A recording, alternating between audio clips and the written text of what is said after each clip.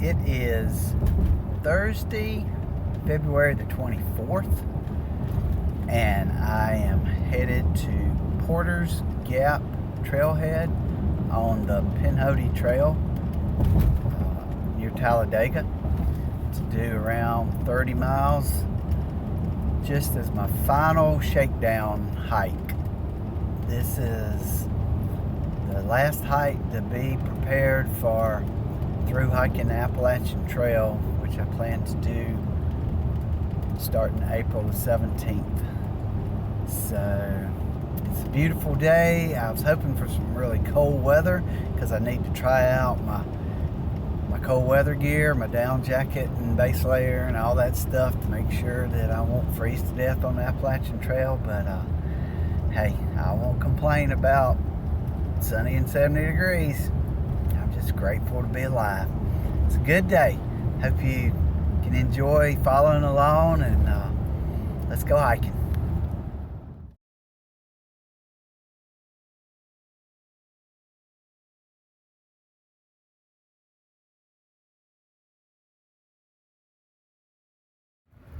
Whew. Barely made it across that. I heard it coming.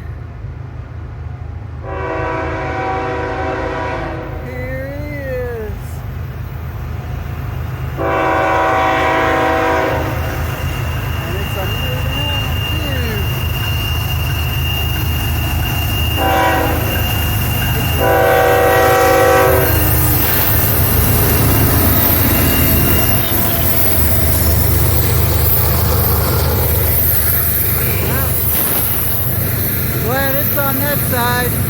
I gotta go this way. Whew. So, I started about 30 minutes ago, around 1 o'clock, and started at Porter's Gap on Highway 77, Talladega County on the Pinhoti Trail. I'm planning the whole trip only about 15 and a half miles to Adams Gap and then 15 and a half back, so about 31 miles total. This trip is just to get into some wet cold weather, hopefully by Friday night, and try out all my wet weather gear, my cold weather gear. But right now it's kind of hot. I think it was about 73 when I left the truck. The woods have had a controlled burn in this area, so as you see, they got a pretty hot burn, and looks like they did a good job. I think, mainly these burns are to control undergrowth, make sure you don't have wildfires break out, but it does kind of give it a burnt smell. But that's the way it is. A lot of pileated woodpeckers and robins out. I'm sure they're finding some toasty bugs to eat. But anyway, let's hike. I'll have to check out what this little creek is. It's a cool looking little creek. Looks like it'd be fun for kayaking. The trail goes on down this dirt road.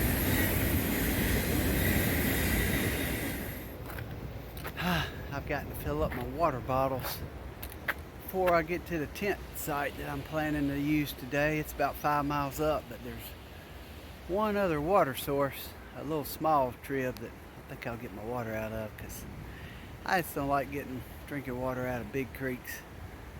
You never know what cow pasture or wastewater treatment plant or what else is upstream, so I believe I'll go ahead.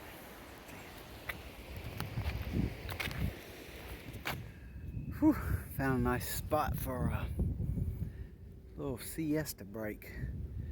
It's only about 2 o'clock. I've only hiked about an hour, but I'm in no hurry today. But it is a beautiful view. A very cloudy looking day.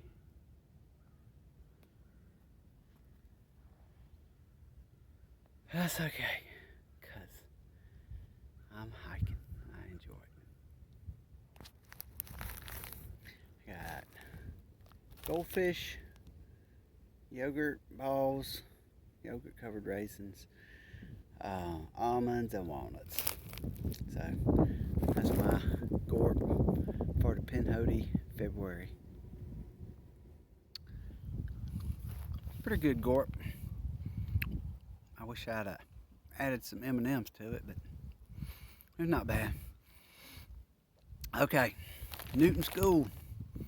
I hear you guys are doing a running day, but it's a fun running day, and that's great. Hope y'all enjoy it. Hope y'all get lots of exercise, burn those calories, make those muscles. If you want to do adventure stuff, you gotta make some muscles. So y'all push on, guys. Proud of you. Whew. Hiking in Alabama. It's hot and muggy, even if it is February. But maybe that'll change. Gut Hook, which is now called Far Out. I like the name Gut Hook better. But Far Out app says that there's a nice campsite about 1.5 miles up.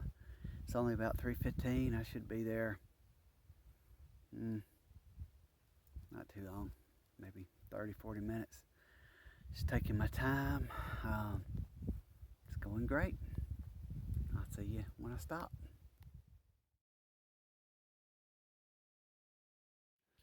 Pinhoti does a little bit of a road walk in here, which is good because I just come down that long hill or mountain, and I'm tired of downhill, jostling on my knees. It'd be nice to walk on this road for a little while. And that is a cool place for a house right in the valley of this little, between these two mountains. Wow, these trees are just popped off like little matchsticks. I can't imagine what kind of wind come through here to do that. But the trail maintainers sure have done a great job. This was a lot of work clearing this out, I bet. Found a nice, sweet little campsite here, right between two small creeks. So I got plenty of water for the night. I got a semi-flat space. I want to be sure to pick up all the stuff that's gonna be sticking me in the back all night. But I know there's about 70% chance of rain by 4 a.m. so I don't want to pick a low spot for sure. But looks like this site right here, unless it's just a flash flood, should be fine. I love this little -2 tent from REI. It's double wall, so you don't have condensation issues. Easy to set up. Fits 2 people if you don't mind sleeping close. And so far in bad weather, it's kept me dry. So only weighs 2 pounds, 14 ounces. So it's not an ultralight, but it's not an ultra heavy either. Sometime when I get my tripod, I will show you about setting it up, but it's fairly easy. Usually I just put like 4 stakes at the corners, but tonight with possible storms rolling in, I'm gonna stake all of them with 8 stakes. And there she is, beautiful -2, staked out and ready for some blowing rain tonight. Except for one thing, you do not want to leave the ground cloth sticking out from under your tent, or else water coming off your tent will just hit that ground cloth and run right under you, and you'll be laying on a puddle. And even though you got a tent floor between you and that puddle, I'd just soon not have to worry about that.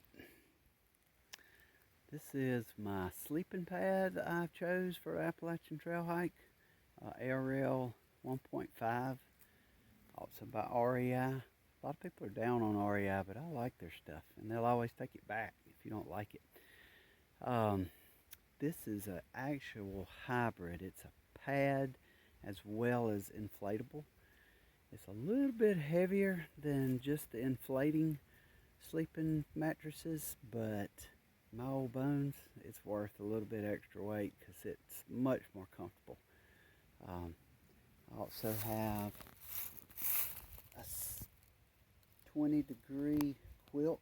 I went with the quilt instead of the sleeping bag. I've had mummy sleeping bags that I just get too confined in, and I've also got a little thin bag liner that adds another 5 degrees of comfort level.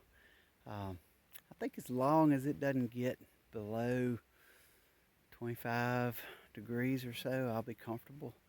And I can always sleep in my clothes.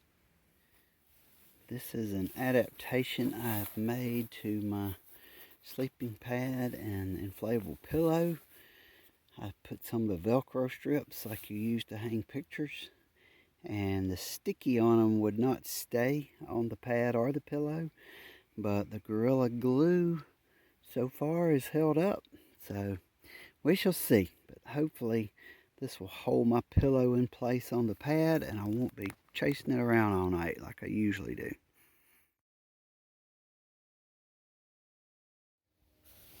Well, sun goes down and these mountains get chilly. That's the way it is with backpacking. You go from burning up to a little bit chilly to sometimes freezing, but I don't think it's going to be freezing tonight. I had romaine with a pack of white chicken mixed in and fixing to enjoy a couple of Twix bars while I listen to a story I've got on my phone and listen to that train sound far off. The comments on this tent site are that you can hear the train all night, so I'll probably sleep my earplugs in, but I'm going to stretch out in a little while and get in that tent, try to stretch all my muscles out good. But I'll talk to you later.